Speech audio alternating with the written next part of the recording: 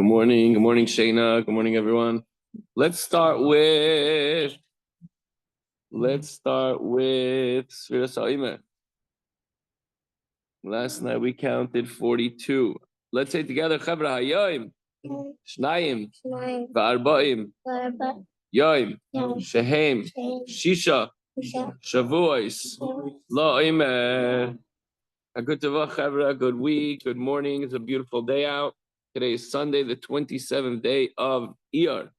And we're on page 62 in Chayenu. We're in the middle of chapter 52.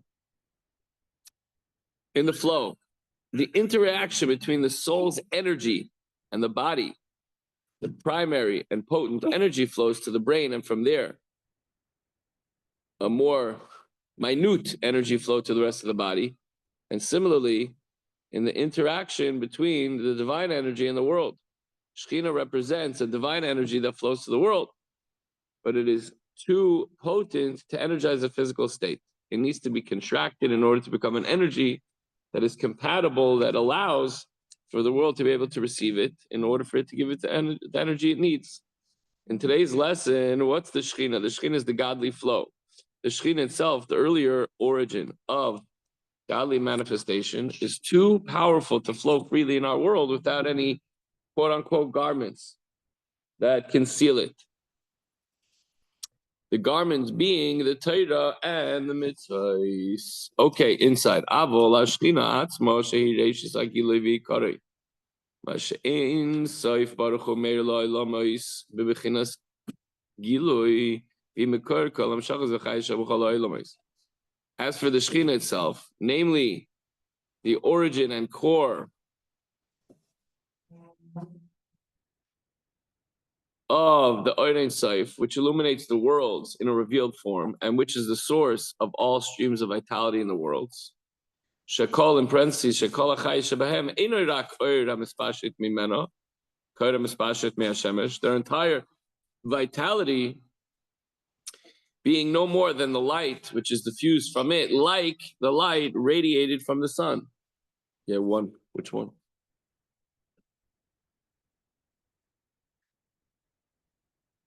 So, concerning the Shechina itself, the source of all vitality for the world, the Shechina is the light, the flow that gives the energy to all the worlds. The worlds, plural here, cannot endure or receive the light of the Shechina.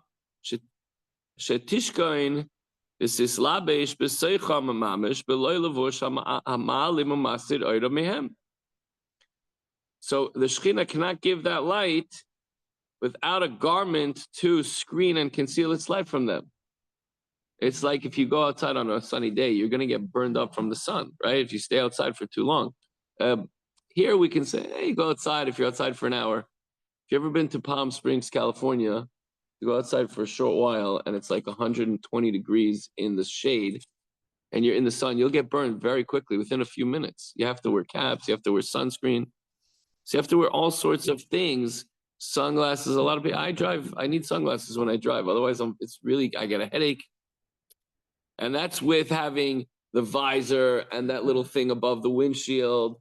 And, so you need the light of Hashem to be that powerful energy to be concealed and screened off in order to be able to benefit from that light.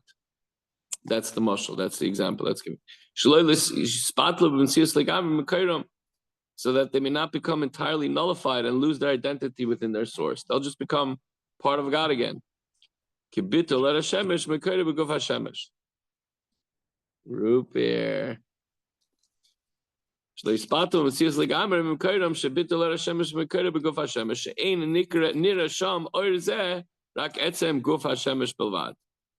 What happens if something gets too close to the sun? We've said this obviously in the past, be careful. That the sun is some 92 million miles away. So if we get a few miles closer to the sun, let alone 90 miles, if you're within a few miles of the sun, you wouldn't exist. You would just completely vaporize. Not chas v'shalom, I'm saying anything that exists. If it gets too close to the sun, it wouldn't be like, oh God, I got really burned up. You're going to get a person, a plane, a thing, would get really burnt up, even if it was a few miles closer from here to the sun, let alone within the sun's orbit, closer to. So again, something would become entirely nullified, and they would lose their identity just as the light of the sun is nullified within its source. When you get closer to the sun, you don't say, oh, there's light from the sun. There's the sun. There's that burning ball of fire. So in order for the Shechina to dwell within the worlds and their creatures, there must be a garment which serves to conceal its light. Something has to shield that tremendous energy. Otherwise, the creations wouldn't exist. We would be completely nullified. But what manner of garment can possibly conceal the Shechina? Here, we could wear sunglasses. We could put on a layer of sunscreen. But what garment can possibly conceal the Shechina and yet itself not be affected so that it too will not become nullified? Since the Shechina is the source of all creation, it is of course the source of the concealing garment too. Hashem can create anything, everything and anything. So he's the one that creates the garment, the screen, the concealment for the Shechina. Mahu halavush sheyuchal hastira. What is this garment that won't become nullified? What is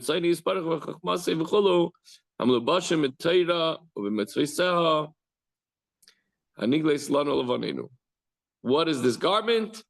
It's Torah and the mitzvahs that are revealed to us and our children. So why are God's will and wisdom and so forth able to act as a concealing garment for the light of the Shechina without themselves being nullified by it? Why is the Torah and mitzvahs the garments? The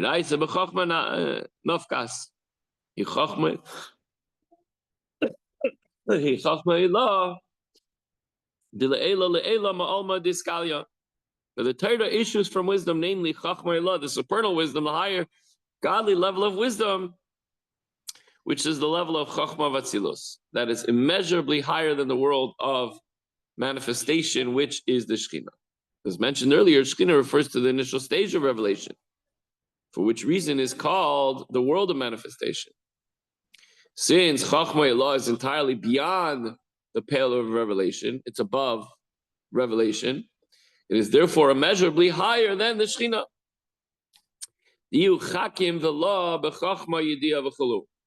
For, quote unquote, he is wise, God is wise, with the wisdom of Chachma Vatzilus, the very high spiritual knowledge, but not with the knowable wisdom and so forth, not wisdom that we could relate to.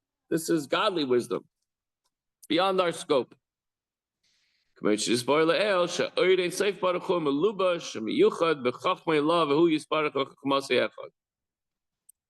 we previously explained, the infinite light of the blessed Ein Sof means eternal light, is clothed in and united with the supernal wisdom. And he and his wisdom are one. Hashem and his wisdom are one.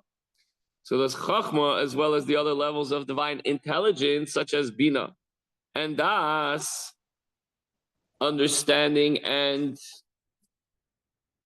Das, ultimate understanding, being united with the person, being completely understood. As far superior to the level of the light of the Shechina, they are therefore able to serve as a garment, quote unquote, concealing the Shechina without being nullified by its light. But how can divine intelligence serve as a garment? And how could created beings accept this garment when it is in fact loftier than the Shechina itself? So the Alter Rebbe now answers that question. How does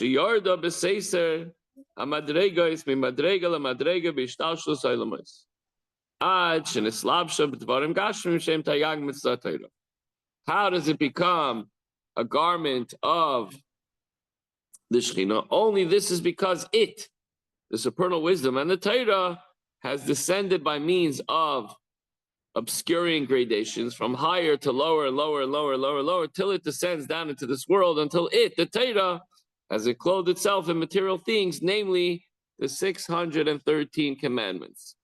And that also gives us insight as to why we do mitzvahs dafka with physical items and not just spiritual in concept.